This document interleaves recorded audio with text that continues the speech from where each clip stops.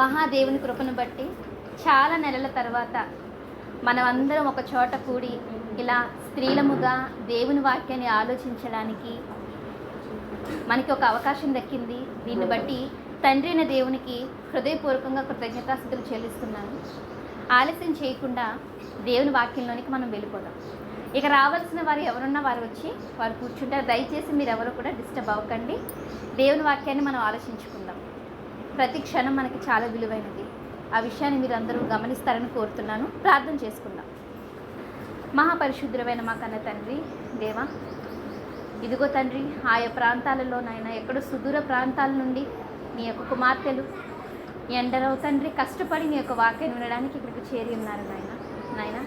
స్త్రీలముగా మేమందరం ఇక్కడ కూడి మీరు మా కొరకు రాయించి ఇచ్చిన మాటలను తండ్రి మేము నేర్చుకొని అటు రీతిగా మేము బ్రతికి మా బ్రతుకుల వల్ల మీకు సంతోషాన్ని కలిగించే కుమార్తెలముగా మేమందరం ఉంటకు తండ్రి మాకు సహాయాన్ని దయచేయండి. ఇదిగో తండ్రి, ఇంకా ఎవరైతే తండ్రి ప్రయాణంలో ఉన్నారో తండ్రి వారందరినీ క్షేమంగా మా యొద్దకు నడిపించమని కోరుతున్నాం. తండ్రి, మా ప్రయాణాల్లో క్షేమాన్ని ప్రసాదించి మీ సన్నిధిలో కూర్చుండబెట్టి ఈ చల్లని వాతావరణంలోనైనా నీ యొక్క మాటలు మేము వినిచుండగానైనా విన్నబడుతున్న వాక్యాన్ని తండ్రి అపవాది దొంగిలించకుండా మా హృదయాల్లో నీ యొక్క వాక్యాన్ని భద్రపరుచుకునే వారముగా మమ్మల్ని తీర్చిదిద్దమని కోరుతూ ఇప్పుడు చెప్పబోచున్న నాకు నీకు కృపాహస్తాన్ని తోడుగా ఉంచమని వేడుకుంటూ క్రీస్తు యేసు వారి ఉన్నతమైన నామములో ఈ ప్రార్థన మీకు సమర్పించి వేడుకొంచున్నాము తండ్రి, ఆమేన్. దీలారా, ఈరోజు మనం నేర్చుకోబోతున్న పాఠం జీవము గల ప్రతి వానికి తల్లి హవ్వ అయితే విశ్వాసులకు తల్లి ఎవరు? సహజంగా జీవము గల ప్రతి వానికి తల్లి హవ్వ అని మన బైబిల్లో చదువుకుంటాం. జీవము గల ప్రతి వానికి తల్లి హవ్వ అయినప్పుడు విశ్వాసులకు తల్లి గురించి మనం ఈరోజు ఆలోచించాలా? ఆలోచిద్దాం. మేము స్త్రీల సమావేశంలో కేశవరాజుగుంటలో స్త్రీల సమావేశంలో మేము ఏం చేసాము అంటే క్రమబద్ధంగా వాక్యాన్ని నేర్చుకోవాలి అనే ఉద్దేశంతో బైబిల్లో ప్రారంభం నుంచి దేవుని యందు భయభక్తులు కలిగిన స్త్రీలు కానివ్వండి, భక్తిహీనురాలైన స్త్రీలు కానివ్వండి, మొత్తానికి బైబిల్లో జీవగ్రంథంలో పేరు లిఖించబడిన ప్రతి ఒక్కరి గురించి సత్యాన్ని తెలుసుకోవాలి, వారి నుంచి మేము ఏం నేర్చుకోవాలి అన్న ఉద్దేశంతో ప్రతి వారం ఒక్కొక్క స్త్రీ గురించి చెప్పుకుంటూ వస్తున్నాం. ఈరోజు ఎవరి గురించి వంతు వచ్చిందంటే అబ్రహాము గారి భార్య అయిన సారయ్య గారి వంతు వచ్చింది. నెలకు ఎలాగో ఒక సెమినార్ పెట్టాలి, ఒక సదస్సులాగా కూర్చొని అన్ని ప్రాంతాల వారు వాక్యం వినాలనే ఉద్దేశంతో ఈ కార్యక్రమాన్ని ఏర్పాటు చేస్తాం. మీకు తెలుసు. అయితే సారయ్య గారి గురించి చెప్పుకోవాలి కాబట్టి ఒక పాఠాన్ని తయారు చేసి ఆ పాఠం రూపంలో భయభక్తులు కలిగిన సారయ్య గారి గురించి మనం ఆలోచించాలనే ఉద్దేశంతోనే ఈ టైటిల్ ఇవ్వడం జరిగింది.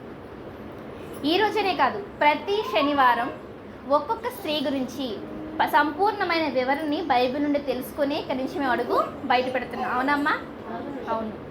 ఎందుకంటే ఒకరి జీవితం గురించి తెలుసుకోవడం వల్ల మనకి ఏంటి లాభం అంటారా? చాలా లాభం.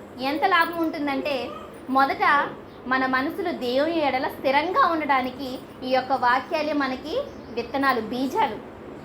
విన్న వాక్యాన్ని విడిచిపెడితే దానివల్ల ప్రయోజనం ఏముండదు. కానీ వాక్యాన్ని విని వాటిని నెమరు వేసుకుంటూ ఉంటే, వాటిని 10 మందికి పంచుకుంటూ ఉంటే అందులో కలిగే ఆనందం, ఆ మాటలు చెబుతూ ఉన్నప్పుడు నేను కూడా ఇలా ఉండాలనే ఉత్సాహం మనలో మనకే పుడుతుంది. కనుక వాక్యాన్ని మనం ఎప్పుడూ కూడా విడిచిపెట్టకూడదు. అలా విడిచిపెట్టకూడదంటే ఖచ్చితంగా సహవాసంగా మనం కూడుకోవాలి. సహవాసంగా కూడుకుంటే మనందరి మధ్య ప్రేమ పెరుగుతుంది, మన మధ్య సహవాసం పెరుగుతుంది, మన లోటుపాట్లు తెలుస్తాయి. అంతకు మించి మహాదేవుడైన మన తండ్రి మనకు ఏం చెప్పాలి, మనం ఎలా ఉండాలనుకుంటున్నాడో అన్ని విషయాలు మనకి నేర్పుతాడు.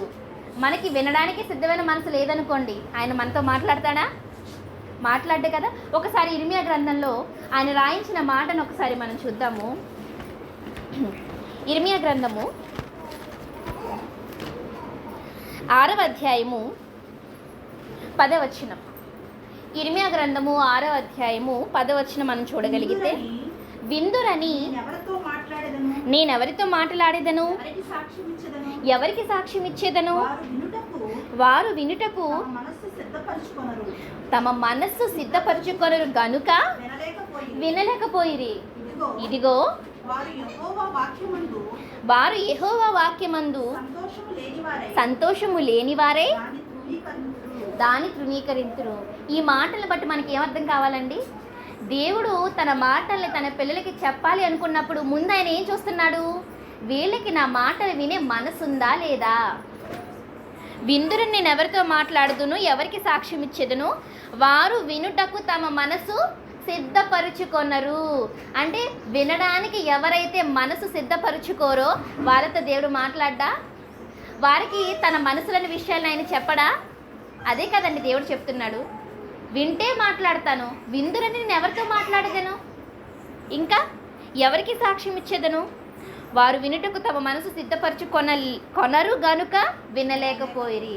అంటే ఇక్కడ మీరు అందరూ వచ్చారే, కొత్తపట్నం నుంచి వచ్చారు, తర్వాత వేరే వేరే ప్రాంతాల నుంచి వచ్చారు, టంగుటూరు నుంచి వచ్చారు. ఇన్ని ప్రాంతాల నుంచి మీరు వచ్చారు అంటే మొదట మీరు ఏం చేసుకున్నారో తెలుసా? మీ మనసును సిద్ధపరచుకున్నారు. దేనికి సిద్ధపరచుకున్నారు? వినుటకు తమ మనస్సును సిద్ధపరచుకున్న వారి జాబితాలో మీరున్నారు. కాబట్టే ఈరోజు ఈ ఒక్క వాక్యాన్ని మీరు వినబోతున్నారు. అదే జీవము గల ప్రతివానికి తల్లి హవ్వ అయితే విశ్వాసులకు తల్లి ఎవరు అనేది. అంటే ఈరోజు మనం ఇలా కూర్చొని ఇలా అందరూ ఒక 10 మంది కానివ్వండి, 20 మంది కానివ్వండి, కొద్ది సంఖ్య కావచ్చు, కానీ ఉన్న కొద్ది మంది కూడా వాక్యాన్ని ఈరోజు వింటున్నారు అంటే దేవుని సంకల్పంలో మీరు నేను ఉన్నాము. అందుకే మనం ఈరోజు వాక్యాన్ని వినగలుగుతున్నాము. ఏదో మనం పెట్టేసుకున్నాము, మనుషులు వచ్చేసారంటే ఇది మనుషుల యొక్క ప్రణాళిక కానే కాదు, దేవుని యొక్క ప్రణాళిక ఉంది. కనుకనే ఆయా ప్రాంతాల్లో నుండి మీరు క్షేమంగా ప్రయాణం చేసి వచ్చారు, క్షేమంగా కూర్చుని దేవుని వాక్యాన్ని వినగలుగుతున్నారు. ఇదంతా దేవుని కృపే. మరి దేవుని కృప మన మీద ఉన్నప్పుడు మనం మనసు సిద్ధపరచుకున్నాము కాబట్టి తన మాటలు వినిపిస్తున్నాడని మనకి అర్థమైనప్పుడు మనం ఏం చేయాలి? ఇక ఆలస్యం చేయకుండా దేవుని మాటల్లోనికి వెళ్ళి మనస్ఫూర్తిగా శ్రద్ధ నిలిపి వాక్యాన్ని నేర్చుకోవాలి. పిల్లల వల్ల డిస్టర్బెన్స్ కలిగితే మాత్రం దయచేసి కొంచెం బయటికి వెళ్ళండి, ఎందుకంటే రికార్డింగ్ అవుతుంది, బయట వీళ్ళకి చెప్తున్నాం కాబట్టి కొంచెం అర్థం చేసుకోవడానికి ప్రయత్నించండి. సరే, మన టైటిల్ ఏంటండి? జీవము గల ప్రతి వానికి తల్లి హవ్వ. ఈ హవ్వ గురించి మొదట మనం నేర్చుకున్నాం కదండి. హవ్వ అనగానే చాలామందికి ఎన్నో విషయాలు అనుకుంటారు, కానీ హవ్వ గారి గురించి ఒక అరగంట 30 నిమిషాల్లో ఆమె గురించి పూర్తిగా మనం మాట్లాడుకున్నాం గత వారంలో. అది రికార్డింగ్ ఉంది, మీకు తర్వాత పంపిస్తాము. మీరు తీరికగా ఉన్నప్పుడు, తీరిక లేకపోయినా వీలు కుదుర్చుకొని వినడానికి ప్రయత్నించండి. ఇప్పుడు జీవము గల ప్రతి వానికి తల్లి హవ్వ అన్నాం కనుక ముందు హవ్వ గారి గురించి కొన్ని సంగతులు మనం ఆలోచిద్దాం. ఈ భూమి మీద ఏ మనిషి రావాలి అన్నా ఎవరి గర్భంలో నుంచి బయటికి రావాలి? తల్లి గర్భంలో నుంచి బయటికి రావాలి. అమ్మ తల్లిని ఎవరిని అంటామంటే నవమాసాలు మోసి ప్రసవేదన పడి పిల్లల కంటేనే ఆమెని తల్లి అని మనం పిలుస్తున్నాం. నాకు తల్లి ఉంది, ఆమె పేరు వేరు. మీకు తల్లి ఉంది, ఆమె పేరు వేరు. మీ తల్లికి తల్లి ఉంది, బాగుంది. అందరికీ వారి తల్లులు ఉన్నారు. అయితే ఎవరి తల్లి వారికి ఉంది, ఈ విషయం గురించి మనం మాట్లాడుకోవటం లేదు. జీవము కలిగిన ప్రతి మనిషికి ఒకే తల్లి. నాకొక తల్లి ఉంది, మీకొక తల్లి ఉంది, కానీ అందరికీ ఓవరాల్గా అందరికీ ఒకే ఒక తల్లి. ఆ తల్లి హవ్వ. ఎందుకు హవ్వ గారికి ఆధిక్యత దక్కితో ఎప్పుడైనా ఆలోచించారా? ఏమండి, హవ్వ తప్పు చేసింది, పండు తిందనే మాట్లాడుకుంటాం. నిజమే, ఆమె తప్పు చేసింది, కానీ శిక్షకు లోబడింది కదా. దేవుడు శిక్ష వేస్తే నీకు ప్రసవ వేదన మిక్కిలి హెచ్చిస్తాను అంటే ఆమె బిడ్డను కన్న సమయంలో ఏడవాలి, గగ్గోలు పెట్టి దేవుడా నాకు ఎందుకు హెచ్చించావని చెప్పి ఆ ప్రసవ వేదనలో దేవుని దూషించాలి. కానీ ఆమె ఏం చేసిందండి? ఆదికాండం 4వ అధ్యాయం 1వ వచనం చూద్దాం. ఆదికాండము 4వ అధ్యాయము 1వ వచనం. ఆదాము తన భార్య అయిన హవ్వను కూడినప్పుడు ఆమె గర్భవతి అయి కయీనును కని యెహోవా దయ వలన నేనొక మనుషుని సంపాదించుకున్నానని తప్పు చేసిందండి. శిక్ష అనుభవించిన తర్వాత దేవుని ద్వేషించిందా, దేవుని దూషించిందా? ఏం చేసింది? ఇచ్చిన గర్భఫలాన్ని బట్టి దేవుని మహిమపరిచి, దేవా నీ దయవల్లేనన్నయ్య నేను ఒక గర్భవతిని కాగలి, కానీ నీ దయవల్ల ఒక కుమారుని, ఒక మనిషిని సంపాదించుకున్నాను పొగడగలిగింది అదే నోటితో. ఈ రోజున్న మనుషులు అయితే అలా చేస్తారండి?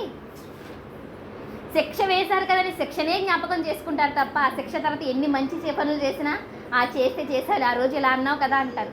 కానీ హవ్వ మనసు చూడండి, తప్పు చేసింది, తప్పు బట్టి శిక్ష అనుభవిస్తూ ప్రసవేదన పడాలంటే మిక్కిలి హెచ్చించాడు కదా. మనం స్త్రీలైన వాళ్ళు నార్మల్ డెలివరీ అయిన వారికి తెలుసు ఆ బాధ ఎంత ఉందో. మరి మొదటిసారి ఈ బాధ అనుభవిస్తున్నప్పుడు శాపం గుర్తొచ్చి ఉండాలిగా. హవ్వతో నీ గర్భవేదన మిక్కిలి హెచ్చిస్తానని దేవుడు చెప్పినప్పుడు ఆ సమయంలో కయ్యను గర్భంలో నుండి బయటికి వస్తున్న సమయంలో ఖచ్చితంగా ఈ మాట హవ్వ గుర్తొచ్చిందంటారా, గుర్తు రాలేదంటారా? ఖచ్చితంగా గుర్తుకొస్తుంది. ఎందుకంటే హవ్వకి ఇచ్చిన శాపం అదే. ఆ శాపంలో కూడా కుమారుని కానీ ఏం చేసింది?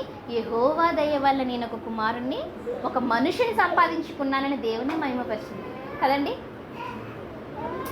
ఒక కయ్యనే కాదు, ఈ భూమి మీదకి ఎంతమంది అయితే రాబోతున్నారో, ఎంతమంది అయితే వచ్చారో, వచ్చిన ప్రతి ఒక్కరికి తల్లి ఎవరైపోయారో తెలుసా అండి? హవ్వే. ఈ భాగ్యాన్ని దేవుడు ఎవరికి ఇచ్చాడంటే హవ్వకే ఇచ్చాడు. తప్పు చేసింది కదండి హవ్వ. హవ్వ తప్పు చేస్తే మరి హవ్వకి ఎందుకండి ఈ భాగ్యం ఇవ్వాలి? ఆలోచించండి. కొంతమంది చెప్పుకున్నాం కదా, మనం గత వారం చెప్పుకున్నాం, హవ్వ స్థానంలో కనుక నేను ఉండుంటే అసలు ఆ పండు తినేదాన్ని కాదా, పండు జోలికి వెళ్ళేదాన్ని కాదా అని అనుకుంటాం. మన వరకు ఎందుకు? ఒక దెబోరా లేదా నీతిమంతురాలు? ఒక మరియమ్మ గారు లేరా? ఒక హన్నా లేదా? ఒక రూతు లేదా? ఒక ఎస్తేరు లేదా? ఏమంటే ఆదాముకు భారీగా వీళ్ళని ఇవ్వచ్చు కదండి. దేవుని మాటకి లోబడే స్త్రీలు కదా వాళ్ళంతా, విధేయులు కదా. మరి ఆదాముకు సాటి అయిన సహకారిగా తప్పు చేస్తుందని తెలిసిన హవ్వనే దేవుడు ఎందుకు ఇచ్చాడు? ఒక రూతునో ఎస్తేరునో మరియమ్మనో ఇచ్చుంటే వాళ్ళు పండు తినేవారు కాదు కదా. మన ఆలోచనలు ఇలా ఉంటాయి. ఒకవేళ రూతు గారే అలా వచ్చున్నారనుకోండి, ఆదాముకు సాటి అయిన సహకారిగా ఉండి పండు తినలేదనుకోండి, ఆవిడ ఎంత గొప్పగా చెప్పుకుంటాం మనం. హవ్వ తప్పు చేసింది, పండు తింది అని తిట్టుకుంటున్నాం మనం. తిట్టుకోవట్లేదా? ఆవిడ వల్లే కదండి మరణం వచ్చింది. నిజమే, మరణం అయితే వచ్చింది. మరి దేవుడు ఎందుకండి రూతుని, మరియమ్మ గారిని, దెబోరాని, ఇంకా చాలామంది ఎస్తేరుని, వీళ్ళందరినీ కాకుండా హవ్వనే ఎందుకు పుట్టించాడండి? మొదటిసారిగా ఆదాముకు భారీగా ఆమెనే ఎందుకు ఇచ్చాడండి? ఆయనకి తెలుసండి ఎవరికి ఎవరిని ఇవ్వాలో. రూతుని ఇవ్వలేదంటే ఆ పని ఆమెది కాదు. ఎస్తేరు గారిని ఎందుకు ఇవ్వలేదంటే అది యోధా జనాంగాన్ని కాపాడే పని ఆమెది. ఎవరెవరికి ఏ ఏ పనులు సిద్ధపరచాలో ఇవన్నీ దేవుడు ఎప్పుడు సిద్ధపరచాడండి? జగత్తు పునాది వేయబడక మునుపే దేవుడు ప్రతి ఒక్కరికి ఏ పని ఇవ్వాలి, ఎవరికి ఎవరు సహకారిగా రావాలి అన్నీ నిర్ణయించాడు ఆయన. అందుకే ఆదాముకు సాటి అయిన సహకారి హవ్వే, ఆశ్వరోసుకి సాటి అయిన సహకారి ఎస్తేరే, బోయజుకు రూతే. మరి రూతు భర్త మొదటి భర్త చనిపోయాడు కదండి, తర్వాత భర్త కదా బోయజు. అంటే దేవుని సంకల్పం నెరవేర్చడానికి ఎవరి పక్కన ఎవరుండాలి, ఎవరికి సహాయం చేయాలి అన్నీ ముందుగానే సిద్ధపరచబడ్డాయి. జీవమగల ప్రతి వానికి తల్లి హవ్వ అయిందంటే ఖచ్చితంగా దాని వెనుక దేవుని సంకల్పం ఉంది. అయితే ఈరోజు మనం మాట్లాడుకుంటుంది జీవము గల ప్రతి వానికి తల్లి అయిన హవ్వ గురించి కాదు, ఆవిడ గురించి మనం ముందే మాట్లాడుకున్నాం. విశ్వాసులకు తల్లి గురించి మాట్లాడుకోబోతున్నాం. విశ్వాసులు అంటే ఎవరండి? విశ్వాసులు అంటే దేవుని నమ్మినవారు. దేవుని నమ్మినవారు అంటే కనిపించని దేవుడు, కనిపించని పరలోకం, కనిపించని పాతాళ లోకం, కనిపించని ఆత్మలు కనిపించనివి ఉన్నాయని దృఢంగా నమ్మే వాళ్ళే విశ్వాసులు. విశ్వాసం అంటే అదే కదా. ఇప్పుడు విశ్వాసులకు తండ్రి ఉంటాడా? విశ్వాసులకు తల్లి ఉంటుందా? ఆలోచించాలి. ఎప్పుడు వినే పదాలే కదా అని తొందరపడి ప్రత్యుత్తరం ఇవ్వకండి నాకు. విశ్వాసము అంటే అర్థం ఏంటి? ఏమని బైబిల్ నిర్వచనం చెప్పిందంటే చెప్పండి. అదృశ్యమైనవి ఉన్నవి అనుటకు రుజువు, ఇంకా నిరీక్షింపబడే వాటి యొక్క నిజస్వరూపం. ఇప్పుడు పరలోకంలో ఉన్న తండ్రి ఒక్కడే మనందరికీ ఉన్నాడు అనుకుంటున్నాం. ఇప్పుడు విశ్వాసులకు తండ్రి అయితే ఎవరు తండ్రి అవ్వాలి? దేవుడే అవ్వాలి. కానీ విశ్వాసులకు తండ్రిగా ఎవరు పరిగణించబడ్డారండి బైబిల్లో? మీకు తెలుసు కదా. క్రైస్తవులైన వారందరికీ ఏంటి, భూమి మీద ఉన్న ప్రతి ఒక్కరికి తండ్రి దేవుడైతే విశ్వాసులకు తండ్రిగా ఆ ఆధిక్యతను దేవుడు ఎవరికి ఇచ్చారు అంటే అబ్రహాం గారికి. విశ్వాసులకు తండ్రి అబ్రహాం అయితే మరి విశ్వాసులకు తల్లి ఎవరు? తండ్రి ఉంటే తల్లి కూడా ఉండాలి. ఉందా? మరి ఉంది. మరి దాని ఉంది కాబట్టి ఈరోజు మనం మాట్లాడుకోబోతున్నాం. విశ్వాసులకు తల్లి ఎవరు అన్నామంటే ఎవరు ఉండొచ్చు? చాలామంది సులభంగా ఎలా చెప్తారంటే అబ్రహాము తండ్రి అయితే అబ్రహాం భార్య ఏమవుతుంది? ఆటోమేటిక్గా సారయి తల్లి అయిపోతుంది కదా. ఇంకా విశ్వాసులకు తల్లి ఎవరు? సారయి. అలాగే ఆలోచిస్తారు కదా. అబ్రహాము విశ్వాసులకు తండ్రి అయినప్పుడు అబ్రహాము భార్య మనకి ఏమవుతుంది? తల్లి అవుతుంది. ఇంక ఇందులో ఆలోచించడానికి ఏముంది అనుకోవచ్చు. కానీ మనం ఆలోచించాలి. ఏం ఆలోచించాలి? దేవుడు అబ్రహాముకి సంతానమని ఓరకనే ఎవరిని అనడండి. సహజంగా అబ్రహాం సంతానం అంటే ఇశ్రాయేలీలు అనుకుంటారు. కానీ అబ్రహాము సంతానం అంటే ఎవరు? కనిపించని దేవుడు ఉన్నాడని నమ్మి ఆయన పంపిన ప్రియకుమారుడైన క్రీస్తుని విశ్వసించి బాప్తిస్మం పొంది దేవుని పనిలో ఉన్నవారే అబ్రహాము కుమారులు. అంతే తప్ప 12 గోత్రాలకి సంబంధించిన ఇశ్రాయేలీలు అబ్రహాము సంతానం కాదు. ఓకే, మరి ఇప్పుడు అబ్రహాము సంతానం కావాలి అంటే విశ్వాసులై ఉండాలి, ఇశ్రాయేలీలు కాదు అని అనుకుంటున్నాం. బాగుంది. మరి విశ్వాసులకు తల్లి ఎవరు? విశ్వాసులకు తల్లి అయ్యే అర్హత ఎవరికి ఉంది? అబ్రహాము గారి భార్యకే ఉందా? ఇంకెవరికీ లేదా? ఏ షారైకు ముందు ఎవరు నీతిమంతులు లేరా? మనం స్త్రీల గురించి ఒక్కొక్కరి గురించి ఆలోచించుకుంటూ వస్తూ ఎంతమంది గురించి ఆలోచించామండి? 8 మంది కోసం ఆలోచించాం. షారై కంటే ముందు 8 మంది ఉన్నారా నీతిమంతులు? పేర్లు చెప్పండి ఒకసారి, లెక్క పెట్టండి. 1 హవ్వ, తర్వాత కయీను భార్య, నోహు భార్య, 3 కోడళ్ళు. ఎంతమంది అయ్యారు? మరి ఇప్పుడు ఇవి ఎన్నోది? 7దా?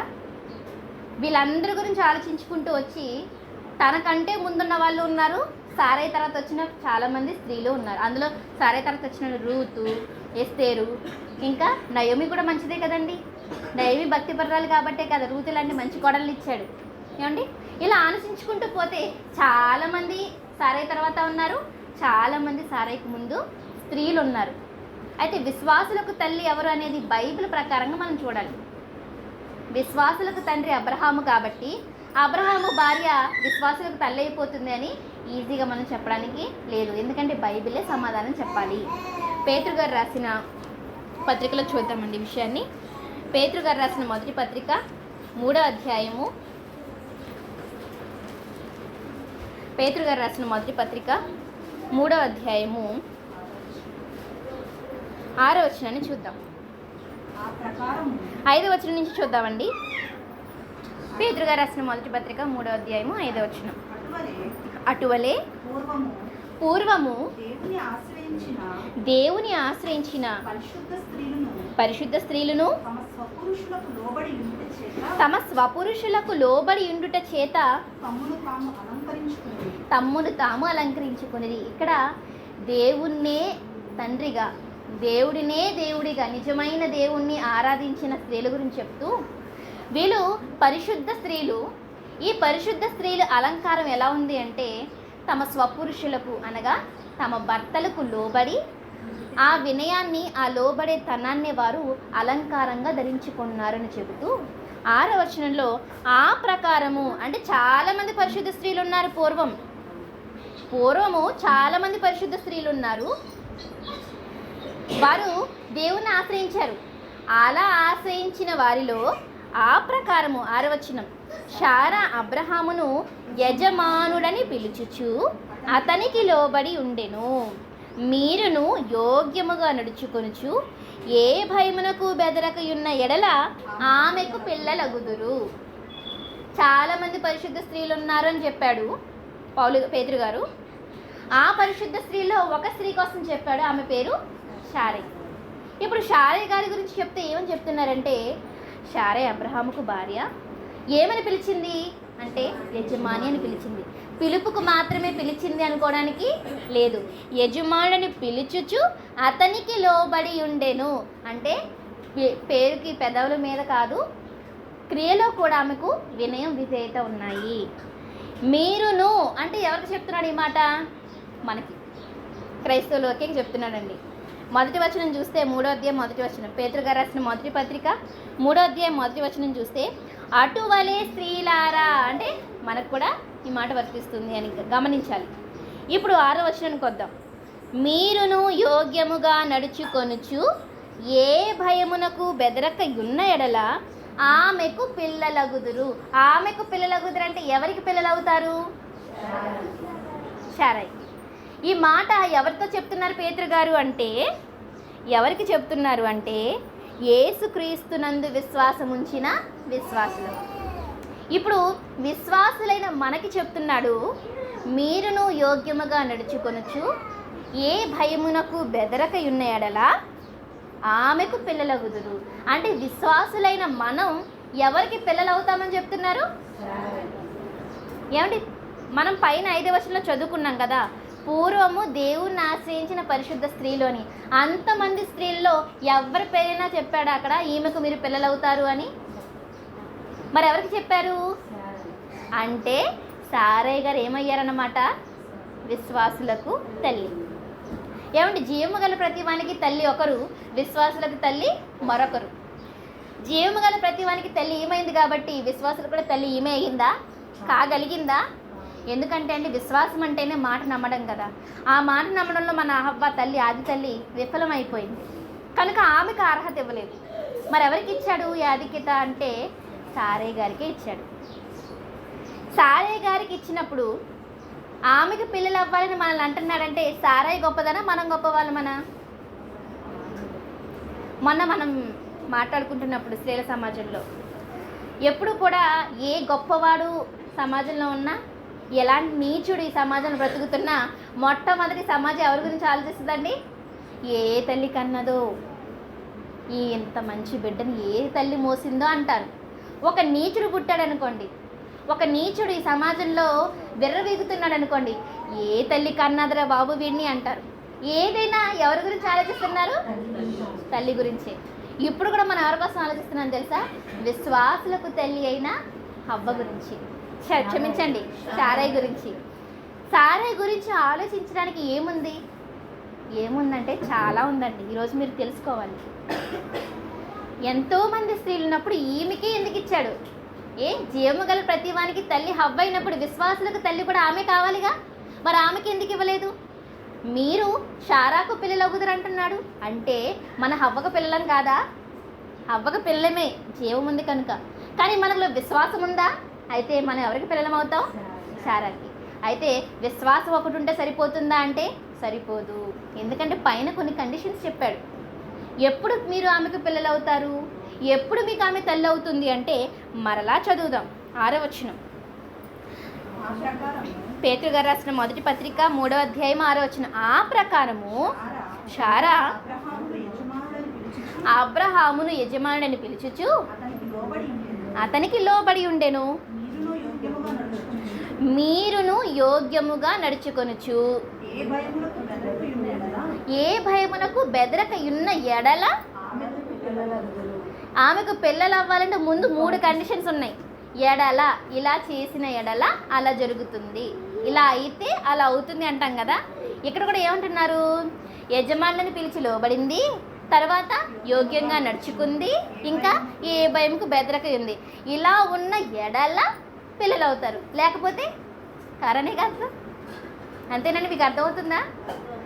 ఇలా ఉన్న ఎడల అలా అవుతుంది, ఇలా లేకపోతే అలా అవుతుంది. ఇప్పుడు ఈ 3 లక్షణాలు ఉంటేనే వారికి శారా తల్లి అవుతుంది, ఆమెకు మనం పిల్లలం అవుతాం. మనం విశ్వాసులకు తల్లి సారా అనుకుంటున్నాం కానీ అసలు సారాకి పిల్లలు అవ్వాలంటే ముందు మనకి ఉండాలి, కొన్ని అర్హతలు మనకు ఉండాలి. ఏంటి అర్హతలండి? భర్తని పేరు పెట్టి పిలవాలా? శారా అబ్రహాముని ఏమని పిలిచింది? క్లియర్గా అక్కడ ఏం రాయబడిందండి 6వ వచనంలో? శారా అబ్రహామును యజమానుడని పిలుచుచు.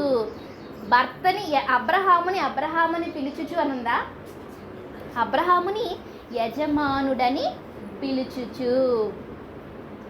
భర్తని గౌరవించాలి. యజమానుడు అంటే అధికారి, ఆయనకి మనం లోబడి ఉంటాం. ఎవరైనా సార్ ఆఫీసర్ అంటే మనం లోబడి ఉంటాం కదా.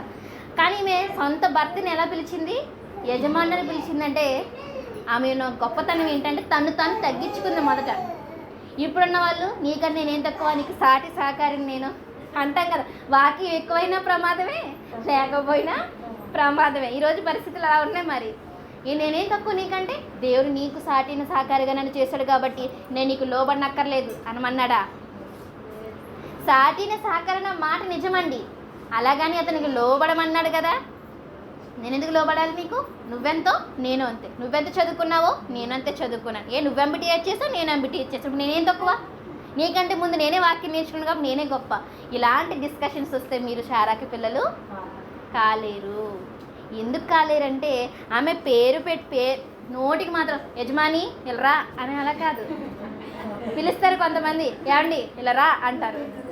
ఏంటి అంటే గడుసుగా కొంచెం వాయిస్ పెంచిన మాట్లాడితే అది ఏవండి అని పిలిచారు, యజమాని అని పిలిచారు.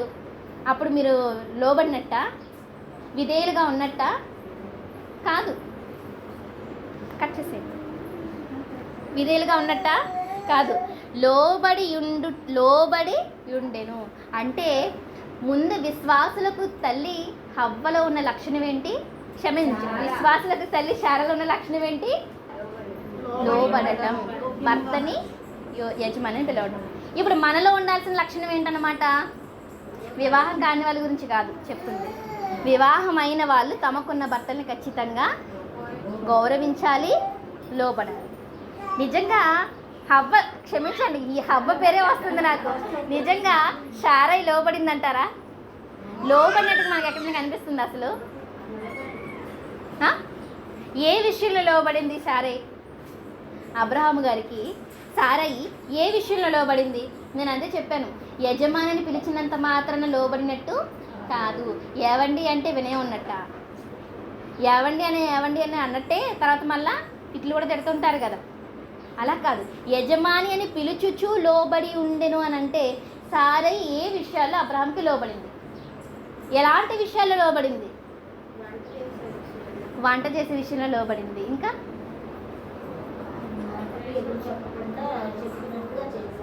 ఆయన మాటకి ఎదురు చెప్పకుండా చేసింది, చెప్పినట్టుగా ఏం చేసింది? ఇంతకి లోబడ్డం అంటే మాట వినడం అని మనకు తెలుసు. వేరే దేశానికి వెళ్ళిపోయిందంట. ఏంటి? వేరే దేశానికి వెళ్ళిపోయింది. భర్త ఉన్న పాటన పక్క ఊరికి వెళ్ళడానికి మనం వెళ్తామా? ముందు చెప్పాలి కదండి ఒక మాట, సర్దాలి కదా ఇవన్నీ అని కసురుకుంటాం. కానీ ఇవిడ ఒక పక్క ఊరికి వెళ్ళిందా? దేశాలు దాటిపోతుంది, లోబడింది. అన్నిటికంటే ఏ విషయంలో లోబడకపోయినా ఒక్క విషయం ఆమె లోబడిందండి. ఆ విషయానికి వస్తే మనం లోబడమో డౌటే. చూద్దాం ఆ విషయం ఏంటో చూద్దాం. ఆదికాండము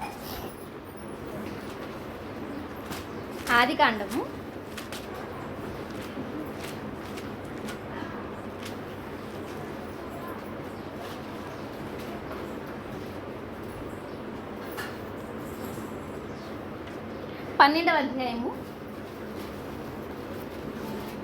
ఆదికాండము 12వ అధ్యాయము 12వ వచనం 13వ వచనం అండి. ఈ విషయంలో లోబడ్డం ఏ భార్యకి చేతనవుతుందో మరి చూడాలి. ఆదికాండం 12వ అధ్యాయము 12వ వచనంలో, ఐగుప్తీయులు నిన్ను చూసి ఈమె అతని భార్య అని చెప్పి నన్ను చంపి నిన్ను బ్రతకనిచ్చెదరు. ఏమంటున్నాడు? నీ వలన నాకు మేలు కలగాలి, నిన్ను బట్టి నేను బ్రతుకున్నట్లును. ఏమంటున్నారండి అబ్రహాం గారు? చెల్లె నా వరుస కంటే వరుసకి చెల్లె, కానీ నిజానికి ఆమె భార్య. అంతకుముందు ఏముంది, పెళ్లి కాకముందు ఏ రిలేషన్ ఉందనేది కాదు, పెళ్ళి అయిందా లేదా, వీరిద్దరు వివాహం చేసుకుని భార్య భర్తలు అయ్యారా లేదా? అయిన తర్వాత అబ్రహాం గారు అంటున్న మాట ఏంటి? మనం ఏ దేశం వెళ్ళినా సరే నువ్వు మాత్రం నాకు చెల్లివనే చెప్పాలి, సహోదరివనే చెప్పాలి. ఎందుకంటే నువ్వు అందంగా ఉంటావు కదా. నువ్వు అందంగా ఉంటావు కాబట్టి నేను ఎక్కడ ఆటంకంగా ఉంటానని వాళ్ళని ఏం చేస్తారు? నన్ను చంపి నిన్ను బ్రతకనిచ్చేదారు. నన్ను చంపి నిన్ను బ్రతకనిచ్చేది అంటే నీ వల్ల నా ప్రాణానికి ముప్పు ఉంది, ప్రమాదం ఉంది. అప్పుడు నీ వల్ల నాకు ముప్పు ఉంది కాబట్టి నువ్వేం చేయాలి తెలుసా, నీ వల్ల నాకు మేలు కలిగేటట్టుగా నువ్వే చేయాలి. మీకు అర్థమవుతుందా?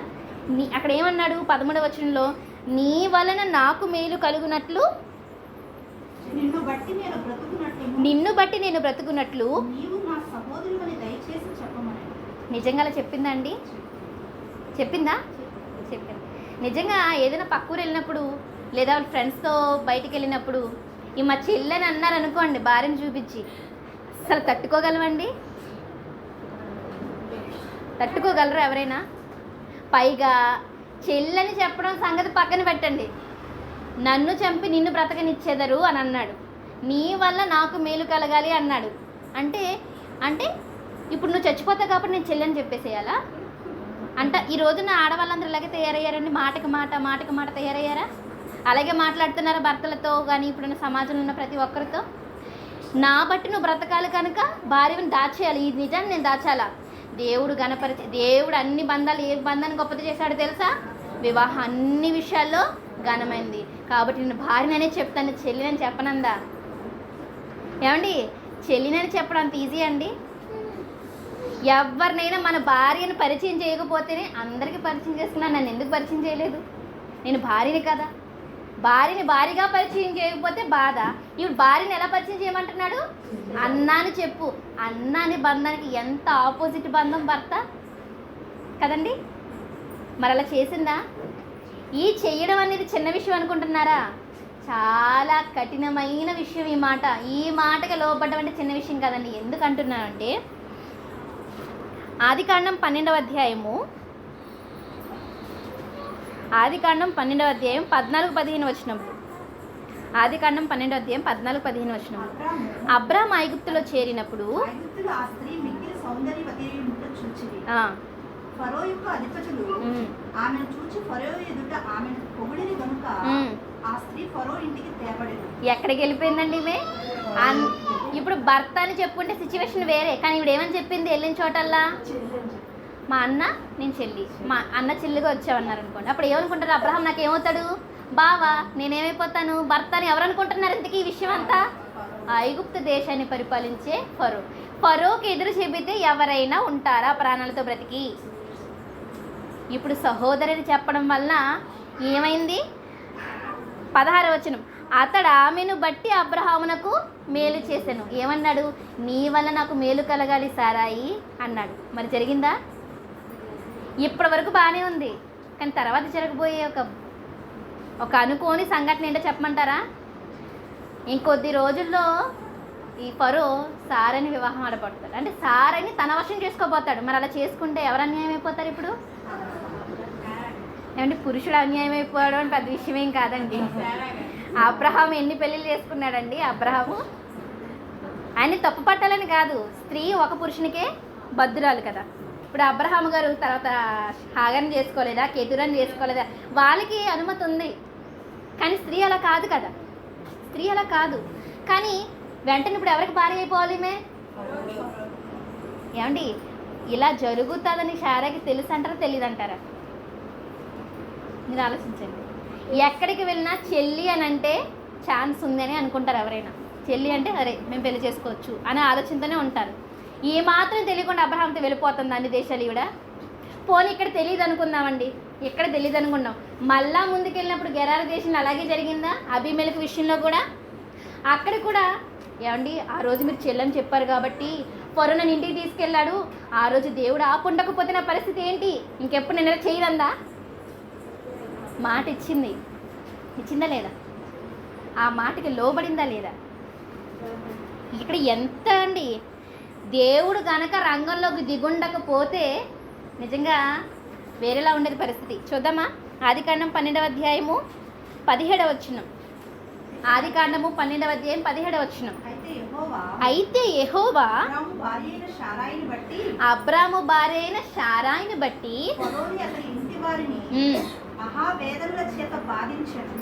అప్పుడు ఫరో అబ్రామును పిలిపించి నీవు నాకు చేసినది ఏమిటి? ఈమె నీ భార్య అని నాకు ఎందుకు తెలపలేదు? ఈమె నీ భార్య నాకు ఎందుకు తెలపలేదు? ఈమె సహోదరుని ఎలా చెప్పితివి?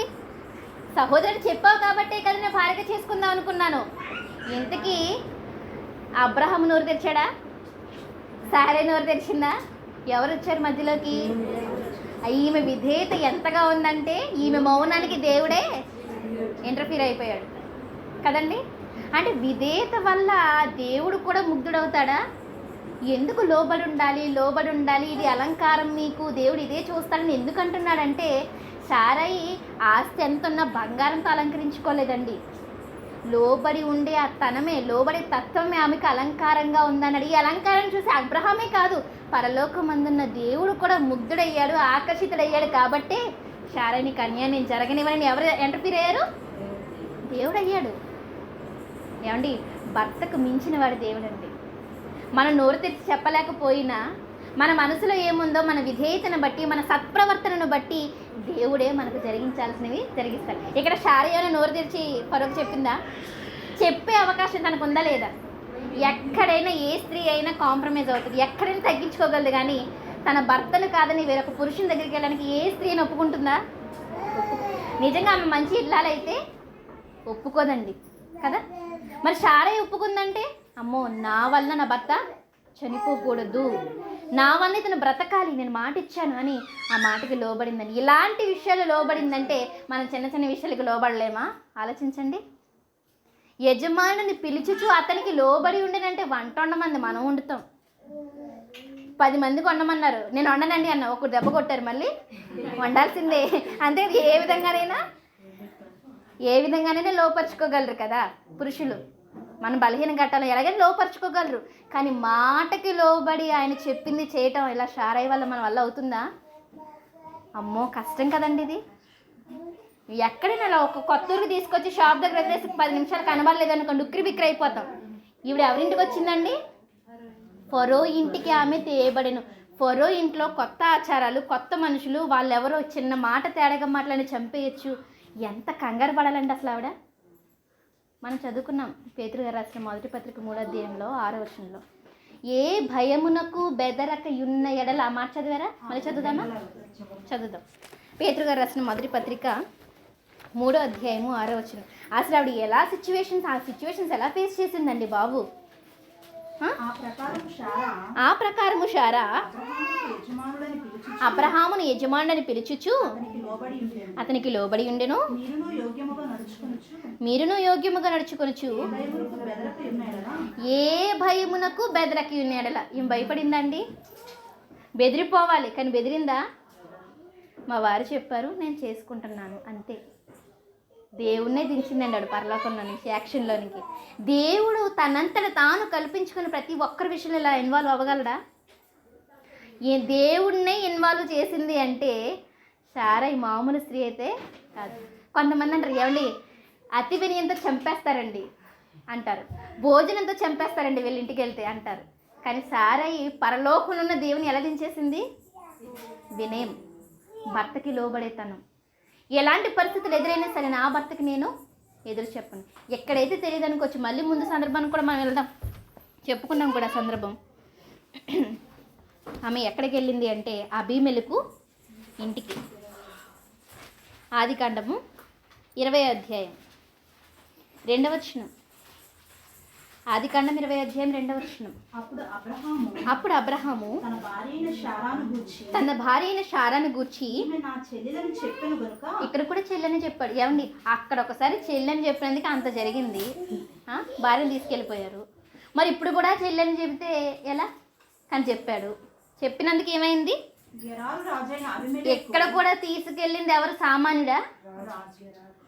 దేశానికే రాజు, గెరారు దేశానికి రాజైన అబీమెలెకు శారాను పిలిపించి తన ఇంట చేర్చుకునేను. చూసారా, ఇక్కడ కూడా మళ్ళీ అదే విపత్తు. ఏమండి, భార్యని ఇంకొకరు తీసుకెళ్లారంటే ఇక్కడ అబ్రహాంకి అలా నిద్ర పడుతుందండి. అసలు నిద్ర పట్టిందా? పెళ్ళి కాకపోయిందంటే వేరే పరిస్థితి. పైగా వాళ్ళకి ఎన్ని సంవత్సరాలు గతిస్తున్నా అబ్రహాము సారేని తప్ప వేరొకరిని పెళ్లి చేసుకోలేదు. అప్పటికే వాళ్ళు గొడ్రాలుగా, ఆమె గొడ్రాలుగా ఉంది, అప్పటికి ఇస్తాకు పుట్టలేదు. అబ్రహాము కూడా ఈమెకే బద్ధుడుగా ఉన్నాడు, శారయ్యకే. ఆవిడ అందగత్తి కూడా. అందగత్తి అయితే మాత్రం పిల్లల కోసం ఇంకొకరు జోలికి వెళ్ళాడా? బతిమాలితే కదా హాగరు జోలికి వెళ్ళింది. హాగరు దగ్గరికి వెళ్ళడానికి అసలు అబ్రహాము ఇష్టపడలేదు, కానీ తన బాధ భరించలేక వెళ్ళాడు. అంటే అబ్రహాముకు శారయ్య అంటే చాలా ప్రేమ, వల్లమాలిన ప్రేమ అంటామే, అంత ప్రేమ. మరి అంత ప్రేమ ఉన్నప్పుడు మళ్ళీ ఒకసారి అక్కడ ఐగుప్తులు అలాంటి సంఘటన జరిగినప్పుడు మరలా గెరారు దేశానికి వెళ్ళినా కూడా మళ్ళీ చెల్లని చెప్పాడు. మళ్ళీ ఇలాంటి సిచ్యువేషనే ఎదురైంది. వీళ్ళు ఏమనుకున్నారు, ఒకసారి దిగిన దేవుడు మళ్ళీ ఇంకోసారి దిగడా? ఎందుకంటే వీళ్ళు ఎవరికి పిల్లలు? అసలు అబ్రహాం గారి పితరులందరూ నది అద్దరిని ఎవరిని పూజించేవారు? ఇతర దేవతలను పూజించేవారు. యూఫ్రటీస్ నది అద్దరిని తెరహు కుటుంబీకులందరూ కూడా బహు విగ్రహారాధన చేసుకునేవాళ్ళు. అటువంటి బహు విగ్రహారాధన చేసుకునే కుటుంబంలో ఈ అబ్రహాము శారే ఏం చేస్తున్నారు? ప్రతిసారి దేవుని తీసుకొచ్చి ఇన్వాల్వ్ చేస్తున్నారు. దేవుడు ఏం చేశాడు? అబీమెలెకు తన ఇంటికి చెల్లి అని చెప్పినందుకే కదా శారేని తీసుకొచ్చాడు. ఇక తప్పు, ఇక రేపు ఇలా చెయ్యబోతున్నాడు అనుకునేసరికి దేవుడు ఎక్కడికి వచ్చేసాడండి? చూద్దాం 3వ వచనం. అయినను రాత్రి వేళ దేవుడు స్వప్నమందు అబీమెలెకునొద్దకు వచ్చి, అబ్రహాంకు నిద్ర పట్టుండదు. సారై వేరే ఇంటికి వెళ్తే అది భర్త లేని చోట గుప్పు అనుకుంటాం. మనం ఏమైపోతామండి? ఆలోచించండి. అదే సిచ్యువేషన్లో మనం ఉండగలమా? అసలు పక్కింటికి వెళ్ళే ఉండలేము. నన్ను తీసుకెళ్ళిపోండి, వద్దున అసలు రాననేస్తాం. ఇప్పుడు పరాయి దేశంలో ఒకసారి ఐగుప్తు దూరం, అక్కడ రాజు దగ్గర బుక్ అయిపోయింది, ఫరో దగ్గర. ఇక్కడేమో గెరారు రాజు అయిన అబీమెలెకు దగ్గర బుక్ అయిపోయింది. ఒక్కతే బిక్కుమంటూ ఉంది. కానీ దేవుడు ఎవరిని నిద్ర పట్టనివ్వలేదు? అబీమెలెకి. స్వప్నమందు అంటే కలలో కూడా వచ్చి బెదిరిస్తున్నాడు, వార్నింగ్ ఇస్తున్నాడు. నీవు నీ ఇంట చేర్చుకున్న స్త్రీ ఒక పురుషునికి భార్య కనుక ఆమె నిమిత్తం నీవు చచ్చినవాడు సుమా అని చెప్పిన. అయితే అబీమెలెకు ఆమెతో పోలేదు. అమ్మయ్య, జరగరానిదైతే జరగలేదు. జరిగుంటే దేశాన్ని లేపేసేవాడు. అంతవరకు దేవుడు వెళ్ళనిస్తాడా పరిస్థితి? అందుకే ముందే కలలో వచ్చి బెదిరిస్తున్నాడు. ఏమని? ప్రభు, అయితే అబీమెలెకు ఆమెతో పోలేదు కనుక అతడు, ప్రభువా, ఇట్టి నీతి గల జనమును హతము చేయదువా? నేను నీతిమంతుడే ప్రభువా, నేనేమి చేయలేదు అని చెప్పి దేవునితో అంటుంటే దేవుడు చూడండి 5వ వచనం. ఈమె నా చెల్లెలని అతను నాతో చెప్పలేదా? మరియు ఆమె కూడా అతను నా అన్న నేను దేవుడితో చెప్తున్నాడు. చూడండి, నేనేం చేయలేదు, నేను ఇంటికి తెచ్చుకున్నాను. అతనేమో పోనీ చెల్లి అన్నాడు. మరియు ఈమె కూడా అన్నాడంటే అంటే సహజంగా ఏ భార్య కూడా ఒప్పుకోలేదు కదండి. మరియు ఈమె కూడా నా అన్నని చెప్పలేదా? చెప్పింది. నేను చేతులతో ఏ దోషము చేయక యథార్థ హృదయంతో ఈ పని చేస్తున్నాను. అప్పుడు దేవుడు ఏమంటున్నాడు? వచ్చి బెదిరించడం కాకుండా, అవును, యథార్థ హృదయంతో నువ్వు చేస్తావు నాకు తెలుసు, అందుకే చేయరాని కార్యం చేయకుండా నేను ఏం చేశాను? నిన్ను ఆపాను. ఎందుకు కళ్ళకి ఎందుకు వచ్చాడంట? అంటే దేవుడు ఇప్పుడు మనం నవ్వుకుంటున్నామండి, మనం ఆలోచిస్తూ దేవుడు ఒక రాజు దగ్గర కలలోకి వచ్చి, ఇదిగో నువ్వు తప్పు చేయలేదని తెలుసు, చేస్తావేమోనని ఇప్పుడే ముందొచ్చి నేను భయపడుతున్నాను. ఎందుకు? గొప్పతనం దేవుడిదా, అబ్రహాముదా, సారాదా? అసలు మనుషుల కోసం దేవుడు మధ్యవర్తిగా వచ్చి మాట్లాడడం ఏంటండి ఒక రాజుతో? అనుకుంటే ఆయన లేపేయగలడు, అవునా? ఆయన అసలు ఏం చేశాడో తెలుసా? అబీమెలెకు దగ్గర 18వ వచనం చూద్దాం. ఆదికాండం 20:18 వచనం. ఏలయనగా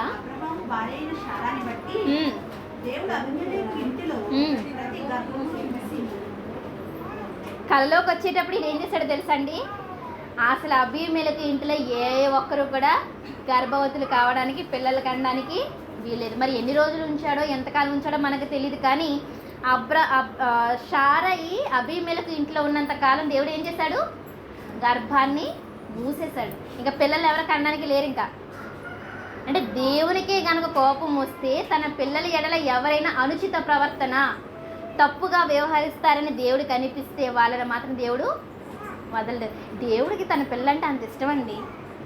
అంతలా దేవుని తన వైపు తిప్పుకోగలిగింది సారయి, అంతలా తన వైపు దేవుని ఆకర్షించుకోగలిగాడు అబ్రహాం. అందుకే కదా ఎవరి దగ్గర లేనంత ప్రేమ, ఎవరి దగ్గర లేనంత చనువు దేవుడు ఎవరి విషయంలో చూపిస్తున్నాడు? అబ్రహాము శారయి విషయంలో. ఒక స్త్రీని బట్టి ఒక ఇంటి కుటుంబంలో ఉన్న గర్భాలన్నీ మూసేశాడు దేవుడు. అంటే శారయి మామూలు స్త్రీ కాదండి. ఏదో చదువుకుంటున్నాం మనం, ఏమండి, అమ్మ నిన్ను తీసుకెళ్ళేందుకు మాకు ఇలా జరిగిందమ్మా అన్నావంటే గర్భం నిలబెట్టేదే కదా దేవుడు. గర్భాన్ని తెరిచేవాడే కదా దేవుడు. గర్భాన్ని తెరిచే దేవుడే మూసేశాడంటే ఈమె ఎంత గొప్పదా. ఈమెకి ఏదైనా జరిగితే ముందు ఎవరు స్పందిస్తారు? అలా ఆయన కాదు స్పందించేది. ఈ రోజున్న ప్రేమికులందరూ ఏం చెప్తారు? నీకేదైనా జరగాలంటే నన్ను దాటి రావాలి, నా ప్రాణాలు దాటి నీ ప్రాణాల దగ్గరికి రావాలంటారు. కానీ సారే విషయంలో ఎవరి దగ్గరికి వెళ్ళారు? దేవుడే. అంటే స్త్రీలారా, మీరు అలంకరించుకోండి, వినయ మనస్కులు గల వినయమైన లోబడితనాన్ని మీరు కలిగి ఉండండి, ఇది దేవుని దృష్టికి మిగులు వెళ్ళగలది, మిగులు వెళ్ళగలది. ఎందుకు పదే పదే పేతురు గారు చెప్తున్నారు? ఊరకనే చెప్పట్లేదు. ఇలా మిగుల వెలగల అలంకారాన్ని ధరించుకున్న స్త్రీయే సారై. అందుకే సారైకి విపత్తు సంభవించిన ప్రతిసారి అబ్రహాము ముందు లేడు, దేవుడు ఉన్నాడు. రాజులు భయపడుతున్నాడు, మామూలు మనిషిని అబ్రహాం కూడా భయపడలేదు. ఎందుకంటే అతను యాత్రికుడిగా వెళ్తున్నాడు. యాత్రికుడు దండయాత్ర చేయగలడా? యాత్రికుడు యుద్ధం చేయగలడా? రాజుని ఎదిరించగలడా? మరి ఎలాగండి ఇన్ని దేశాలు దాటుకుంటూ వెళ్ళిపోయారు, ఇన్ని విపత్తులు దాటుకొని? అంటే స్త్రీలమైన మనం మన హృదయ అంతరంగ స్వభావముతో, లోబడే తనంతో, మృదువైన గుణంతో మన భర్తనే కాదు పరలోకంలో ఉన్న దేవుణ్ణి కూడా మన వైపు తిప్పుకోగలం. ఆయన మన వైపు తిప్పుకోగలిగితే మన భర్త ఏమీ చేయలేకపోయినా, ఈ ప్రపంచంలో ఎవరు చేతులు ఎత్తేసినా కాపాడడానికి మన తండ్రి మన పక్షాన ఉంటాడు. ఆ పక్షాన ఉంటాడని చెప్పడానికి ఒక జీవితం మన కళ్ళ ముందు. ఆమె విశ్వాసులకు తల్లి సారై కదా. సారై ఏ భయమునకు బెదరక యున్నేరలా ఆమెకు మీరు పిల్లలగుదురు అంటే ఆమె అలంకారంగా ధరించుకుంది వినయాన్ని, లోబడితనాన్ని. అంతేకాదు ఎలాంటి పరిస్థితులు వచ్చినా ఆమె బెదరలేదు. ఎందుకు బెదరలేదు? దేవుణ్ణి బట్టి ఆమె బెదరలేదు. మరి అదే దేవుణ్ణి మనము నమ్ముకున్నాం కదా. మరి అదే దేవుడు మనకున్నప్పుడు మనం ఎందుకు బెదరాలి? అలా బెదరకపోతే మనం ఏమవుతాము? అదే షారాకి. ఎవరికి పిల్లలు మీరు? షారా. గర్వంగా చెప్పుకోవాలి. ఆమె లెజెండరీ లేడీ అండి. ఆమె మామూలు స్త్రీ కాదు. అంటే లెజెండరీ అంటే ఒక నాయకురాలు. లెజెండ్ అంటే ఒక నాయకుడు. ఈరోజు ఏదో సినిమాలకి అవి పెట్టుకుంటున్నారు కానండి, అసలు నిజ జీవితంలో ఒక స్త్రీ దేవుణ్ణి ప్రతి విషయంలో తన జీవితంలో ఇన్వాల్వ్ అయ్యేటట్టు చేసింది అంటే, తన ప్రాణాలతో పాటు తన భర్త ప్రాణాలను కూడా రక్షించుకోగలిగిందంటే మామూలు స్త్రీ ఆమె. ఆమె గురించి ఎంత చెప్పుకున్నా తక్కువే, ఎంత పొగిడినా తక్కువే. ఏమండి, ఎందుకండి అబ్రహాము చెల్లి అని చెప్పమనంటే, నీ వల్ల నేను బ్రతకాలి, నీ వల్ల నేను బ్రతకాలి అంటున్నాడు కానీ నా వల్ల నువ్వు బ్రతకాలంటలేదు. ఏ స్త్రీ అని ఏమనుకుంటుంది? నా భర్త వల్ల నేను బ్రతకాలనుకుంటుంది కానీ నా బట్టి నా భర్త బ్రతకాలనుకుంటారా? పురుషులు కూడా అదే చెప్తారు కదా. కానీ అబ్రహామును బతికించుకోగలిగింది. నిజంగా ఆ రోజు కనుక చెల్లని చెప్పకపోతే, భార్యని చెప్పుంటే నిజంగా చంపేసేవాళ్ళు కదండి. మరి అబ్రహాముని చంపేస్తే ఎలాగండి? అబ్రహాము కుమారుడే కదా యేసుక్రీస్తు. అబ్రహాము కుమారుడు దావీదు కుమారుడైన యేసుక్రీస్తు వంశావళి. మత్తయి సువార్త 1:1 మనం చదువుకున్నాం. అసలు అబ్రహాము ద్వారానే కదా యావత్ జనాంగాన్ని దేవుడు రక్షించాలనుకున్నాడు. అంటే ఎంత సంకల్పం, ఇంత ప్రణాళిక జరగాలంటే, తన భర్తని ప్రాణాలతో కాపాడుకోవాలంటే ఖచ్చితంగా సారీ చెల్లనే చెప్పాలి. భర్తని కాపాడుకుంది, తన్ను తాను కాపాడుకోగలిగింది. ఎలా జరిగింది ఇదంతా? దేవుని వలన. దేవుణ్ణే తన ఆశ్రయంగా పెట్టుకోకపోతే ఇదంతా జరుగుతుందా? ఇదంతా కథ. పోనీ కథ. దేవుని అదే నమ్మకంతో, అదే విశ్వాసంతో మనం ఉంటే మనకి జరగవా? అంటే దేవుని నమ్ముకుంటే ఏదో జరిగిపోద్దని మళ్ళీ చెప్పడం లేదు నేను. దేవుని యందు మనం ఉంచవలసిన భక్తి, మనము మన భర్తకి లోబడాల్సిన విధంలో లోబడితే, దేవుడు ఏమన్నాడు? ఎలాంటి వాడైనా సరే వాక్యం లేకుండానే మీ భయముతో కూడిన ప్రవర్తన చూసి అతను మారిపోతాడన్నాడంటే అంత శక్తి మనకు ఉందనా లేదనా? ఉందనే కదా. ఇప్పుడు సారే అబ్రహం రోజు వాక్యం డిస్కస్ చేసుకుంటూ వెళ్తున్నారు. అసలు ఇందుకే రాయబడిన గ్రంథం ఉందా అక్కడ? విశ్వాసంతోనే కదా మూడిపడి అన్ని దేశాలు దాటుకుంటూ కనిపించిన దేవుడు ఉన్నాడని వెళ్ళిపోతున్నారు. ఏమండి, వీళ్ళిద్దరూ అసలు విశ్వాసులకు తండ్రి తల్లి ఎలా అయ్యారండి? ఊరకనే అయ్యారా? వాళ్ళని మనకి తల్లి తండ్రి అంటాడంటే వాళ్ళు చాలా గొప్పోళ్ళండి. వాళ్ళకి ఎలాగైనా మనం పిల్లలు అవ్వాలని ఆశపడాలి. ఇది మనకు అర్థం కాదు. కానీ ఇస్మాయిలీలు ఉన్నారే, అబ్రహాం మాకు తండ్రి, అబ్రహాం మాకు తండ్రి, షారే అని గొప్ప చెప్పుకుంటారు వాళ్ళు. అబ్రహాము మాకు తండ్రి అని. నిజంగా విశ్వాసులకు తండ్రి అబ్రహాము, మాకే తండ్రి అని అంత గొప్పగా మనం ఫీల్ అవ్వగలుగుతున్నాము అబ్రహాముని. పేరుతో పెదాలతో పలకడం వేరు, ఆ విషయం మనకు తెలియటం వేరు. అబ్రహాము నాకు తండ్రి అని మనం చెప్పుకోవటం వేరు. బైబిల్లో నేను చాలాసార్లు చెప్తానండి, చాలా చోట్ల కూడా చెప్పాను. ఎప్పుడు బైబిల్ చదివేసి వినేసి వెళ్ళిపోతే ఏ లాభం లేదు. దాన్ని మనం ఆచరణలో పెట్టుకోవాలి. అంతకంటే ముందు మనం దాన్ని అనుభవించాలి. మీ నాన్నగారు వస్తే నాన్న అంటామా? ప్రేమతో వెళ్తాం, ఆప్యాయంగా ఉంటాం, ఎంత దూరంలో ఉన్నా పలకరిస్తాం. మరి విశ్వాసులకు తండ్రి అబ్రహాం అంటే మనకు ఎవరు తండ్రి? నిజంగా అబ్రహాం గారి మీద మనకు ప్రేమ ఉందా? లాజరుకు ఉందండి ప్రేమ. ఏ లాజరు? లూకాసు వార్తలో యేసుక్రీస్తు వారు చెప్పారే, దరిద్రుడు అక్కడ ఉండెను, వాడు చనిపోయాడు, చనిపోయిన వెంటనే ఎవరిని హత్తుకున్నాడండి. ఎంత ప్రేమ ఉంటే హత్తుకుంటారండి? అంటే భూమి మీద ఉంటుండగా ప్రేమించాడా? ఏమండి, ప్రేమించాడు కాబట్టే కదండి ఎల్లగానే నాన్న తండ్రి అని కౌగిలించుకోగలిగాడు. కౌగిలించుకుంటే ఆదరణ. నిజంగా ఇప్పుడు మన విశ్వాసాలకు తండ్రి అంటున్నాం, నిజంగా అంత ప్రేమ ఉందా? పేరుతో పలుకుతున్నామా? అంటే ఇది విమర్శించడానికో లేకపోతే మనకేమీ రాదనో మనం ఆ స్థాయిలో లేమనో తగ్గించడానికో చెప్తున్న మాటలు కాదు. మనల్ని మనం పరీక్షించుకోవాలి. మన ఆలోచనలు ఎలా ఉన్నాయి, దేవుని ఆలోచనలు ఎలా ఉన్నాయి, బైబిల్ ఉన్న భక్తులు ఎలా ఉన్నారు, మన జీవితాలు ఎలా ఉన్నాయి, ఇది కదా మనం తెలుసుకోవాలి. అందుకు కదా సాహసంగా కూర్చున్నాం. మనం తండ్రి పక్కన పెడదాం. మీకు సారై నిజంగా ఆమె గురించి మీ సందర్భాన్ని వింటున్నప్పుడు మీకు ఆమె గురించి గొప్పగా మీ మనసులో అనిపించిందా లేదా? నిజం కదా, ఆమె ఇలా చేసిందంటే దేవుణ్ణి అండగా ఉంటే ఎలాగైనా చేయగలరా? అంటే అంత విశ్వాసం దేవుని బట్టి మనం మన మనసులో ఉంచుకోవాలి. ఇలా ఎన్ని సందర్భాల్లోనండి సారై లోబడింది. మనము లోబడదామా? లోబడాలి. ఇక్కడ సారైని గురించి మనం నేర్చుకోవాల్సిన మరొక ముఖ్యమైన విషయం ఉందండి. లోబడింది, మనము లోబడతాం. ఎలాంటి పరిస్థితుల్లోనైనా, ప్రాణం పోయే పరిస్థితులని. స్త్రీకి ప్రాణం కంటే ఏది ముఖ్యమండి? మానం ముఖ్యం అంటాం. చాలామంది స్త్రీలు తమ మానం ఎక్కడ పోతుందో, దేవుడు నాకు అనుగ్రహించిన కన్యత్వం ఎక్కడ పోతుందో అని, నా భర్తతో మాత్రమే నేను ఉండాలని చాలామంది ఏం చేశారో తెలుసండి, ఆత్మహత్యలు కూడా చేసుకుని చనిపోయారు. ఎందుకు? ఇంకొక పురుషుని జోలికి నేను వశం కాలేను అని కదా. అంటే స్త్రీకి ప్రాణం కంటే మానమే మిన్న. అటువంటి మానవమే ఇంకొక పురుషుని దగ్గరికి నేను వెళ్ళాలి అనుకున్నప్పుడు ప్రాణాన్ని తీసేసుకో పరిస్థితులు ఆమె ఉన్నప్పుడు తీసుకుందా? ప్రాణం తీసుకేసుకుందా? లేదు. నా భర్తను నేను కాపాడాలి. నా భర్త చెప్పాడు, నువ్వు నాకు సహోదరి చెల్లి అని చెప్పు. అలాగంటే నీకు ఇబ్బంది ఉండదు, నాకు ఇబ్బంది ఉండదు. ఇదంతా వీళ్ళ సంభాషణ దేవుడు వింటున్నాడు కదా. విన్నాడు కాబట్టే వాళ్ళ మధ్య జరిగిన ఒప్పందాన్ని దేవుడు చూశాడు కాబట్టే దేవుడే మధ్యలోకి దిగాడు. ఎన్ని సందర్భాల్లోనైనా మీరు చూసుకోండి. ఆఖరికి హాగర్ దగ్గరికి వెళ్ళి అబ్రహాము పిల్లని కన్నిన తర్వాత సారేని హాగర్ చిన్న చూపు చూస్తుంది, కొంచెం గర్వంగా మాట్లాడుతుంది అనుకున్నప్పుడు కూడా అబ్రహాము గురించి దగ్గర దేవుడు సారై గురించి ఏమన్నాడు? వెళ్ళి నీ భార్య చెప్పింది చేయి అంతే అన్నాడు. నేను చెప్పింది చేయన్నాడా? సారే చెప్పింది చేయన్నాడా? అంటే ప్రతి విషయంలోనూ ఎవరి పక్షాన దేవుడు ఉన్నాడు, ప్రారంభం నుంచి చివరి వరకు. సారలో ఏముందని దేవుడు ప్రతిసారి ఆ సారే పక్షాన్ని ఉండాలి. అంటే ఇప్పుడు చెవులీలు, బంగారం, కమ్మలు, గాజులు, వడ్డానాలు, హారాలు, ఈ బంగారంతో అలంకరించుకున్న అబ్రహాంకి అందంగా కనబడలేదామే, దేవుడికి అందంగా కనబడదు కూడా. ఏం ధరించుకుందాం మీ నోటితో మీరు చెప్పండి? లోబడింది, వినయం. పైన ఇంకొక మాట కూడా చెప్తారండి, చదువుదాం ఆ మాట. పేతురు గారు రాసిన మొదటి పత్రిక 3వ అధ్యాయము 4వ వచనం. పేతురు గారు రాసిన మొదటి పత్రిక 3వ అధ్యాయము 4వ వచనం. సాధువైనట్టియు మృదువైనట్టియునైనా గుణమను అక్షయాలంకారము గల మీ హృదయపు అంతరంగ స్వభావము మీకు అలంకారముగా ఉండవను. చార ధరించుకుంది. హృదయపు అంతరంగ స్వభావమే ఆమెకు అలంకారంగా ఉంది.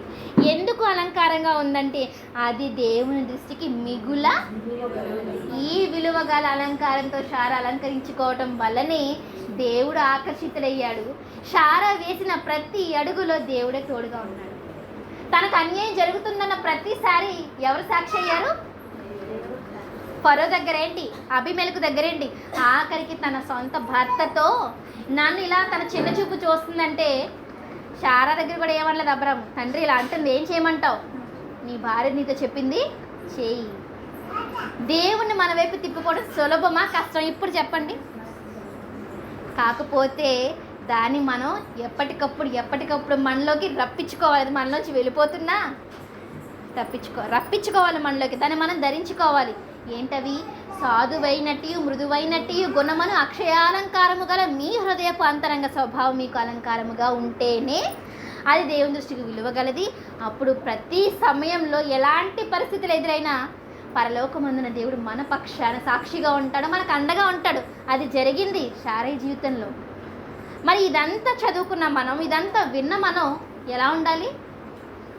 భర్త విషయంలో ఏమంటే భర్త విషయాన్ని ఎందుకు ముందు పడుతున్నానంటే, భర్త అనగానే మన యజమాని ఖచ్చితంగా మనం ఆయనకి లోబడి ఉండాల్సిందే, లోబడాలి. తర్వాత యోగ్యముగా నడుచుకోవాలి. ఇంకా ఎలాంటి భయాలకు బెదరకూడదు.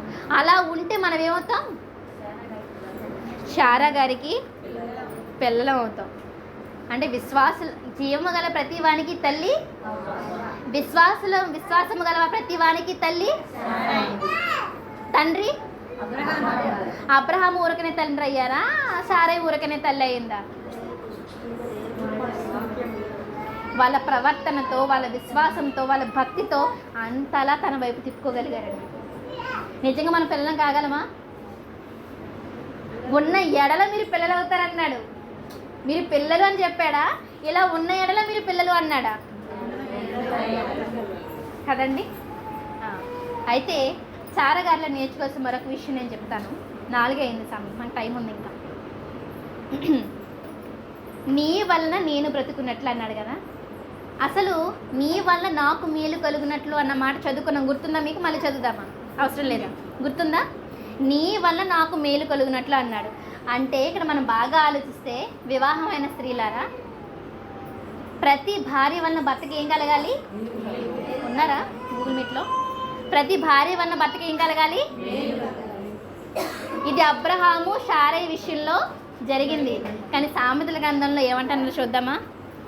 సామెతల గ్రంథం 18వ అధ్యాయం 22వ వచనం. ఏం దొరికింది? మేలు ఎవరికి దొరికింది? భార్య దొరికిన వానికి మేలు, భార్య దొరికిన వానికి మేలు.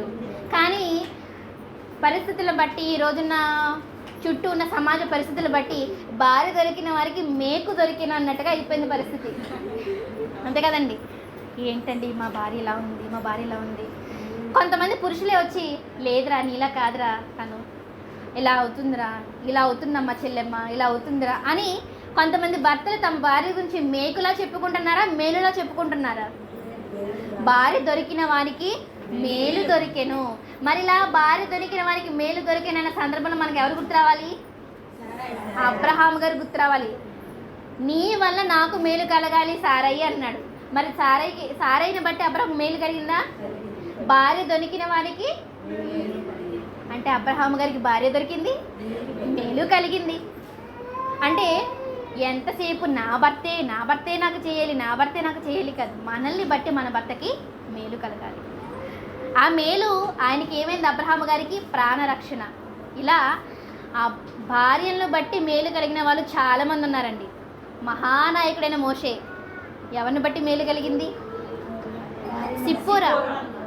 ఇది కూడా మనం ఒకసారి చెప్పుకున్నట్టున్నాం కదండి. యెహోవా దూత అతన్ని చంపాలని చూస్తే యెహోవా అతన్ని చంపదలిచినప్పుడు ఎవరండి కాపాడింది? సిప్పోరా.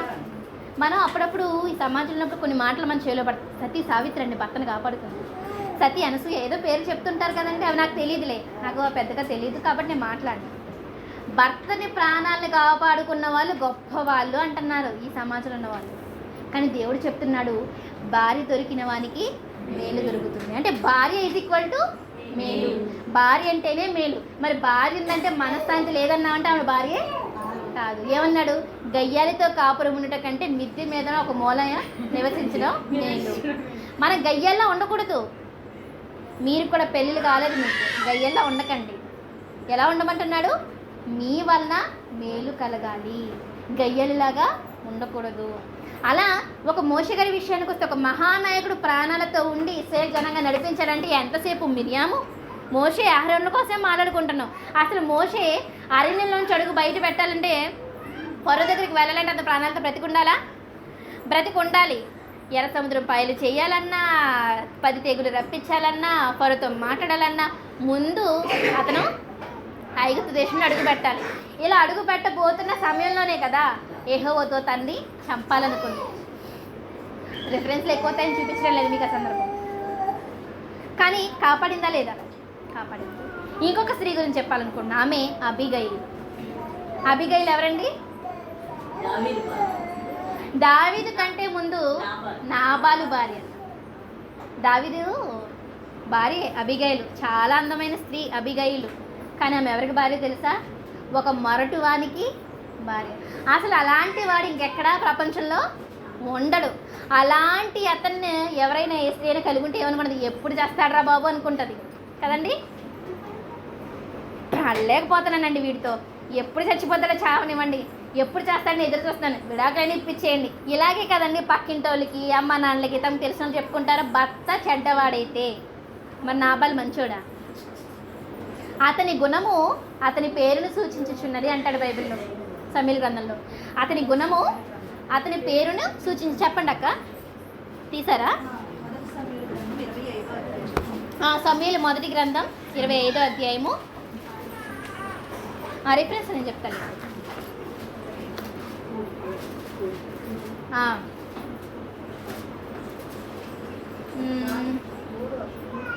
ఎంత తల్లి? అవును, 3వ వచనంలో అతని పేరు నాబాలు, అతని భార్య పేరు ఏమండి, అతని పేరు అతని మొరటితనాన్ని సూచిస్తుందని 25వ వచనంలో ఉంది చూడండి. మొదటి సమూయేలు గ్రంథం 25వ అధ్యాయం 25వ వచనం. నా ఏలినవాడా ఎవరండి? తన భర్తను ఏం చెప్తుంది? దుష్టుడండి భర్త. దుష్టుడని ఈ నాబాలును లక్ష్య పెట్టవద్దు. అతని పేరు అతని గుణమును సూచించున్నది. అతని పేరు నాబాలు, మోటితనం అతని గుణము. నా ఏలినవాడు పంపించిన పనివారు. ఎంతకి మాటలని ఎవరు చెప్పినారు తెలుసా అండి? దావీదుతో నేరుగా నాబాలు భార్య పలుకుతుంది. నా భర్త దుష్టుడండి, నా భర్త మొరటుడండి, చంపేయండి అందా. చంపడానికే కదా వస్తున్నాడు దావీదు. ఈ రోజున్న వాళ్ళు ఏమంటారండి? ఎప్పుడు చేస్తాడా అని ఎదురు చూస్తారు. వీడి పీడ ఎప్పుడు విరగరవుతుందా అనుకుంటారు. కానీ చంపడానికి వస్తున్న దావీదుని ఈమెమంటుంది తెలుసా అండి? దుష్టుడేనయ్యా, దుష్టుడే, మొరటోడే. నిజంగా అతను అలాంటి ఎవరు ఉండరు. కానీ నువ్వు మాత్రం చెయ్యి వేసిన భర్తని చంపొద్దు. చూడండి 28వ వచనం. నీ దాసురాలైన నా తప్పు క్షమించు. నా ఏలినవాడగు నీవు. చూడండి మళ్ళీ దావీదు దగ్గర ఎలా మాట్లాడాలి అలాగే మాట్లాడుతుంది అబీగయిలు. ఇప్పుడు మీకు విశ్వాసులకు తల్లి సారేని మాట్లాడుకుంటున్నాం. ఆ సారే గురించి మాట్లాడుకుంటున్నప్పుడు మధ్యలో సిప్పోరా కనిపించింది. ఆమెకు కూడా సారయే తల్లి అవుతుంది. ఇప్పుడు అబీగయిలు గురించి మాట్లాడుకుంటున్నామే, ఈ అబీగయిలుకు కూడా సారయ్య తల్లి అవుతుంది. ఎందుకంటే భర్త దుష్టుడైనా మొరటివాడైనా అతని ప్రాణాలని కాపాడాలనుకుంటుంది. అతని వలన ఆమె వలన అతనికి మేలు కలగాలనుకుంటుంది, యోగ్యంగా నడుచుకుంటుంది. భర్త చచ్చిపోయే పరిస్థితి వచ్చినా, రాజు సైన్యాన్ని తీసుకుని వచ్చినా బెదిరిందా? అర్థమవుతుందండి మీకు? లోబడింది. ఎటువంటి పరిస్థితి వచ్చినా బెదరకుండా సిచ్యువేషన్, ఆ పరిస్థితిని ఎదుర్కోవాలనుకుంటుంది. కాబట్టి ఆమె ఎవరికి పెళ్ళవుతుంది? సారాకు. అంటే సారాకు కుమార్తెల జాబితాలో ఒక మోషే భార్య సిప్పోరా వచ్చింది, నాబాలు భార్య అయిన అబీగయిల్. ఎందుకు నాబాలు భార్య అబీగయిల్ అంటున్నామంటే వాడు దుష్టుడు. అంత రాజే పంపించమంటే నేను ఎందుకు పంపించాలి? చాలామంది పారిపోయారు సోల్ దగ్గర నుంచి. ఇప్పుడు అందరికీ నిచ్చుకుంటుంటే నా ఆస్తి ఏమైపోద్ది ఇలా మాట్లాడుతున్నాడు. కానీ ఆ క్షణానికి ఆమె అతని ప్రాణాలు కాపాడగలిగిందా అంటే కాపాడగలిగింది. ఎందుకంటే చూద్దాం 33వ వచనం. నేను పగ తీర్చుకొనకుండా ఈ దినమున ప్రాణం తీయకుండా నన్ను ఆపినందుకే నీవు ఆశీర్వాదం పొందినదాను. అంటే భర్త ప్రాణాలు కాపాడేసుకుందా లేదా? ఒక రాజు దగ్గరికి వెళ్ళి అతన్ని ఒప్పించి మెప్పించిందంటే సామాన్యురాలా? అంటే సారాకు పిల్లలైన వారి జాబితాలు చూస్తే ఒక సిప్పోరా ఎంత యుక్తిగా ప్రవర్తించింది. పైగా ఇశ్రాయేలీయురాలు కాదు సిప్పోరా. సున్నతి గురించి ఆమెకి సంబంధమే లేదు. అబ్రహాము సంతానం కాదు. కానీ అప్పటికప్పుడు సున్నతి చేస్తేనే నా భర్త కాపాడబడతాడని ఆమెకు ఎలా తెలుసు? ఎదుర్కొన్న పరిస్థితిని సారాకు కుమార్తె అయింది. అబిగయలు భర్తని చంపడానికి వచ్చేస్తున్నాడు సైన్యంతో. కానీ ఇదిగో నువ్వు దేవుని పక్షాన్ని ఉన్నావు, దేవుని యుద్ధాలు జరిగిస్తున్నావు, ఎందుకు ఇతని జోలికి నువ్వు వస్తావు? ఒకవేళ అతని వల్ల నీకు ముప్పై కలిగింది అనుకుంటే దేవుడు తుడిచేస్తాడు, నీ చేతులతో నువ్వు చేయకు. ఆపింది. ఎంత యుక్తిగా ప్రవర్తించింది, ఎంత యోగ్యంగా నడుచుకుంది. ఇలాంటి యుక్తమైన ప్రవర్తన చూసి నాబాలు చనిపోయిన 10 రోజులకే అబిగయల్ని పెళ్లి చేసుకుందామని వర్తమానం పంపించాడు దావీదు. ఆలోచించారా? అంటే ఇలాంటోడు కోసం ప్రాణాలకి తెగించే కదండి వచ్చింది. అతని వలన నాబాలు వల్ల మేలు కలిగిందో లేదో కానీ అబీగయల్ని బట్టి నాబాలుకి మేలు కలిగింది. ఆ క్షణాన్ని చచ్చిపోవలసిన వాడు బ్రతికాడు. ఏమంటే దావీదుకి ఎదురెళ్ళి, ఒక రాజుకి ఎదురెళ్ళి చెప్పడం అంటే ఎలాగండి? ఇప్పుడున్నట్టు జగన్ ఎదురు మనం వెళ్ళగలమా?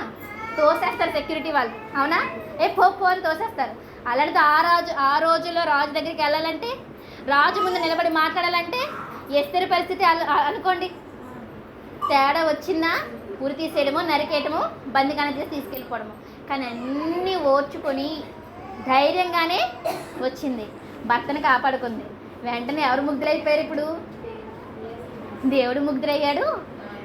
మరి అబీగయల్ని వివాహం చేసుకున్నాడుగా. అంటే మనలో ఉన్న కొన్ని లక్షణాలే మనకేమవుతాయి? అలంకారంగా మారుతాయి. సారా సురూపి, అందగత్తే. ఆమెకి 90 సంవత్సరాలు వచ్చిన ఆమెల అందం పోలేదు కదండి. లోకంలో వాళ్ళకి అవే కనిపిస్తున్నాయి. కానీ దేవుడికి మాత్రం ఏం కనిపిస్తుంది? అంతరంగ స్వభావం. ఆమె ఎదుర్కొనే తీరు, దేవుని వల్ల ఆమె ఉంచిన విశ్వాసం. నాబాలు దుష్టుడైన వాడికి కూడా లోబడే కాపురం చేసింది కదండి. అంటే మన భర్తలు ఎలా ఉన్నా మనం ఖచ్చితంగా కాపురం చేయాల్సిందే. మన ఓపికను బట్టి, మన ప్రవర్తనను బట్టి దేవుడే తగిన సమయంలో మనకు జరగాల్సిన దాన్ని జరిగిస్తాడు. ఏమండి, చూసుకున్నాం కదా మనం. ఇప్పుడు అబీగయలు వివాహం చేసుకున్నాడు దావీదు. అబీగయలు వివాహం చేసుకున్న తర్వాత పిల్లల్ని కన్నాడు. అంటే ఇటు భక్తి జీవితంలో కానీ అబీగయలు మాట్లాడిన ప్రతి మాట మీరు ఇంటికి వెళ్ళి చదవగలిగితే, అబీగయలు మాట్లాడిన మాటలు అన్ని దేవుని గురించే మాట్లాడింది. దేవుడు లేకుండా ఒక మాట మాట్లాడలేదు ఆమె. ఇదిగో నువ్వు యెహోవా యుద్ధాలు జరిగిస్తున్నావు, నువ్వు ఇలా అతని ప్రాణాన్ని ఇప్పుడు తీసావు, ఎందుకు? ఆ ప్రాణం తీయడం నువ్వెందుకు? దేవుడే మీ ప్రాణాన్ని జీవకమూటలో కట్టుకుంటాడు, నువ్వు ఇలా చేయకు అని ఒక రాజుకి సలహా ఇస్తుంది. దేన్ని బట్టి? దేవుని బట్టి. ఏమండి, ఎంత గొప్ప స్త్రీలు ఉన్నారండి బైబిల్లో, మీరు ఆలోచించగలుగుతున్నారా? మళ్ళీ మనకి అబీగయలు గురించి ఆలోచించే సందర్భం వస్తుంది, మళ్ళీ సిప్పోరా గురించి ఆలోచించే ఒక సమయం వస్తుంది. దేవుని చిత్తమైతే వాటి గురించి కూడా మళ్ళీ విపులీకరించి మాట్లాడుకుందాం. కానీ ఈ రోజుకి మనం సారాకు పిల్లలయ్యే వారి జాబితాలో 2 స్త్రీలను చూసాం. ఒకటి సిప్పోరా, తన భర్తను కాపాడుకుంది. భార్య దొరికిన వానికి మేలు దొరికిన అంటే సిప్పోరా, ఇంకా అబీగయలు. ఎవరికి మేలు కలిగింది? నాబాలుకి. ఆ తర్వాత ఇంకా ఎవరికి కలిగింది అంటే దావీదు గారికి. అంటే ఇప్పుడు మనం బాగా ఈ పాఠం, ఈ గంట సేపు మనం విన్న పాఠంలో మనం నేర్చుకోవాల్సింది ఏంటంటే, భూమి మీద ఉన్న మనుషులనైనా, కనిపించని పరలోకం ఉన్న దేవుడినైనా మన వినయ విధేయతలతో, మన లోబడేతనంతో ఏ పనినైనా జరిగించుకోవచ్చు. కాకపోతే ప్రతిదానికి సమయము కలదు. దుష్టుడే నాబాలు కాపురం చేసిందా లేదా? అంతకాలం ఓర్చుకొని సహించుకొని అతను మొరటుతనాన్ని భరిస్తున్నందుకే కదా దావీదు లాంటి గొప్ప దేవుని భక్తునికి భార్య అయింది. ఏమండి, మనం కొన్ని విషయాలు తొందరపడ ఇలా అయింది జరిగింది మనుషులం కదా, సహజమే. కానీ దైవభక్తి గల స్త్రీలమని మనం అనుకుంటే, దైవభక్తి గల స్త్రీలు ఎలా ఉండాలి? తాము దేని చేత అలంకరించుకోవాలి? సాధువైనట్టు, మృదువైనట్టు, అక్షయాలంకారము గల మీ హృదయపు అంతరంగ స్వభావం మీకు అలంకారంగా ఉండాలి. మరి ఉంచుకుంటే సారాకు పిల్లలు అవుతాం, దేవునికి పిల్లలు అవుతాం. మన కుటుంబం విషయంలో ఏంటి, మన భర్త విషయంలో ఏంటి, సమాజంలో ఉన్న ఏ విషయంలోనైనా దేవుడే మనకి అండ, దేవుడే మనకు రక్ష. ఉందామా మరి అలా? మీలో ఎంతమంది సారాకు పిల్లలుగా ఉండడానికి ఇష్టపడుతున్నారు? ఆవిడ ఎవరండి? మామూలు స్త్రీ కాదు, సామాన్యమైన స్త్రీ కాదు, లెజెండరీ లేడీ అన్నాను ఆవిడని. ఎవరు? Legendary lady. ఆమె అసలు రాజుల దగ్గర ఉండడం ఏంటి, వాళ్ళని బట్టి దేవుడు వచ్చేటువంటి దేవుణ్ణే దించిందంటే ఆమె సామాన్యమైన స్త్రీ కాదు. మనం కూడా ఆమెను చూసి ఆమెలో ఉన్న లక్షణాలను మనలో ఉంచుకుంటే మన భర్త విషయంలో అన్యాయం జరుగుతున్నా సరే దేవుడు మన పక్షాన ఉంటాడు. అన్యాయం జరిగే పరిస్థితుల్లోనే ఏంటి, అన్ని పరిస్థితుల్లో దేవుడే మనకు ఉంటాడండి. మరి దేవుణ్ణి మనం వశం చేసుకోవాలంటే ఖచ్చితంగా మనం లోబడదాం, సహించుకుందాం, ఓర్చుకుందాం. వినయము విధేయత అన్నీ మనం అన్ని సమయాల్లో మనకి ఓర్పు ఉంటుందా? కొన్ని సందర్భాల్లో ఓర్పు తగ్గిపోతుంది. ఉందామనుకున్న మనం దాన్ని తట్టుకోలేం. అలాంటప్పుడు ఇలాంటి సందర్భాలు జ్ఞాపకం చేసుకున్నాం అనుకోండి, వినిపిస్తుందా చివరి వరకు? ఇలాంటి సందర్భాలు జ్ఞాపకం చేసుకున్నాం అనుకోండి, మనకు ఆదరణగా ఉంటుందా? లేఖనాలే కదండి మనకు ఆదరణ. రామపత్రికలో చెప్పినట్టు లేఖనముల వలన కలుగు ఆదరణ అంటాడు. ఈ మాటలే కదా మనకు ఆదరణ. మరి ఇలాంటి పరిస్థితుల్లో ఇలాంటి వాక్యాలు మనం విన్నాం కాబట్టి, వాడంతేలేండి, విన్నాం కాబట్టి ఈ మాటలు మన మనసులో ఉంచుకొని ఒక 10 మంది స్త్రీలకు చెప్పామనుకోండి, ఇలాగే చెప్పామనుకోండి, వాళ్ళలో కూడా నేను ఇలా ఉండాలి, దేవుని వశం చేసుకుంది, తన భర్తని కాపాడుకుంది. మనకి ఏంటండి, దేవుడు మన కుటుంబం, ఇదే కదా మనం ఎక్కువ కోరుకునేది. మరి అదే మన సొంతం చేసుకునేది మన చేతుల్లోనే ఉందా? పోగొట్టుకుందామా దీన్ని? వద్దు. కనుక చాలా జాగ్రత్తగా ఉందాం. మనం బలహీనమైపోతున్నామని మనకు అనిపించినప్పుడు ఇలాంటి వాక్యాలు మనం జ్ఞాపకం చేసుకుందాం, ధైర్యం తెచ్చుకుందాం, ఓపిక తెచ్చుకుందాం, మన కుటుంబాన్ని కాపాడుకుందాం, 10 మందికి వీలైనంత ఇదిగో ఇలాంటి మాటలు మనం వినిపిద్దాం. ఏమండి, ఇప్పటికి గంట సేపు అయింది మన క్లాస్ స్టార్ట్ చేసుకొని. మీ అందరికీ పాఠం అర్థమైంది అనుకుంటున్నాను. ఇంకా చాలా సంగతులు ఉన్నాయండి సారా గారి గురించి చెప్పుకోవాలంటే, చాలా సంగతులు ఉన్నాయి. కానీ మనకు గంట సరిపోద్దా? చెప్పడానికి మనకు మైక్ కూడా లేదు, గొంతు కూడా పోయింది. కాబట్టి దేవుని చిత్తం అయితే మరొక నెల, ఇప్పుడు ప్రతి నెల ఒక రోజు పెట్టుకుందాం అనుకుంటున్నాం. అది సెకండ్ సాటర్డే అయితే ఇంకా బాగుంటుందని ఆలోచన. మీరు కూడా ప్రసంగం అయిన తర్వాత మీ ఆలోచన ఏంటో చెప్పండి. ఇలాంటి మంచి మంచి భక్తురాండ్రైన జీవితాలను మనం ఆలోచన చేసి వారి జీవితాల నుంచి విలువైన సమాచారాన్ని మన మనసులో గుప్తం చేసుకొని వారిలాగే మనం ఉండి ఈ సమాజానికి మన కుటుంబానికి దీవెనకరంగా ఉండాలని కోరుతూ నా మాటలు ముగిస్తున్నాను. ప్రేమతో ఇంతవరకు ఓపికగా విన్న మీ అందరికీ కూడా చాలా ధన్యవాదాలు. గూగుల్ మీట్ చూస్తున్నాను మీ అందరికీ కూడా నా ధన్యవాదాలండి. అందరికీ సెలవిక.